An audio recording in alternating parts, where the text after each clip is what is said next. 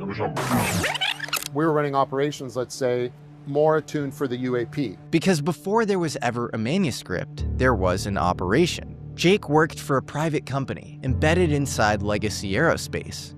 Need to know operations, no questions asked. But Jake's routine missions for his employer gradually evolved into something more ominous. He was sent on what looked like a high-stakes scavenger hunt, track down some missing Panasonic Toughbooks, ruggedized laptops meant to endure extreme environments. And it's believed on these Toughbooks was highly sensitive information that was evidence to CR programs. Sensor data and video footage that might be classified and incriminating. Proof of UFO crash retrieval operations. We received human intelligence that gave us the intel package we needed to pursue where we thought the first set of Toughbooks might be.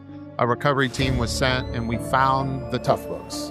I'm not going to say where, and we returned them to our employer. The Toughbooks were missing the hard drives. We then set out to recover the hard drives. Our human asset led us to another location high in the Sierras, which was a glacier lake, and the hard drives were sealed in a steel container like 25 feet underwater. Don Paul Bales, a 25-year military and law enforcement veteran, later confirmed that he worked under Jake on this same operation. Technically, I did not work for them, I worked for Jacob. And by the next mission, something felt off. He was given a new intel contact, new coordinates, a new chain of command.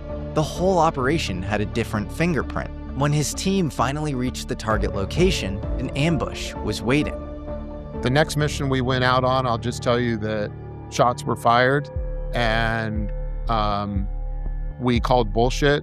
And that's when we began to backtrack and set out with our own effort to find out exactly who we were working for and what they were interested in. From an insider leak, we now know that the programs documented on these Toughbooks used temporary flight restrictions to clear the skies, lure UFOs in, and bring them down with EMP weaponry. For the uninitiated, EMP means electromagnetic pulse. It's basically the electromagnetic fallout you would experience with a nuke without the nuclear blast. But it gets even darker. Apparently, civilian aircraft had also been taken down after entering this restricted airspace, with the bodies and wreckage disposed of. If even a fraction of that was sitting on those Toughbooks, they were a massive liability. Not only did Jake's employer want to destroy the Toughbooks with evidence of crash retrievals, they also wanted to destroy him. The plausible deniability button that people at the top can hit in order to protect themselves would sever us as the hidden hand. So Jake does what any good operative does when the mission burns. He burns it back. He and his teammate turned their special ops spycraft back against their own employer, and indirectly, the UFO Legacy program itself. Jake's weapon of choice isn't a gun, it's a manuscript.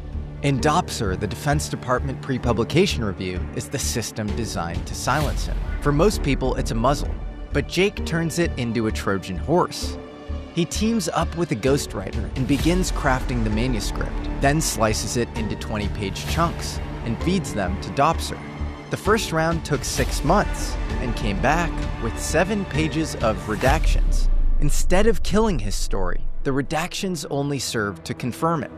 You see, Jake used the redaction process backwards, as a discovery tool. Normally, you know it's classified and you avoid it.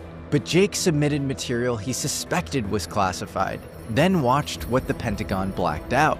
By drip-feeding chapters, he could see which lines made the Pentagon flinch, adjust, probe, and slip real facts about the UFO Legacy program into the public domain under the camouflage of fiction. The manuscript becomes a Trojan horse. The Pentagon's own bureaucracy becomes the delivery mechanism. And buried in the pages is a trail of breadcrumbs hidden in plain sight. For most readers, it's just a thriller. But for those who know what to look for, it's a cipher, waiting for the right eyes to crack it open. And the clock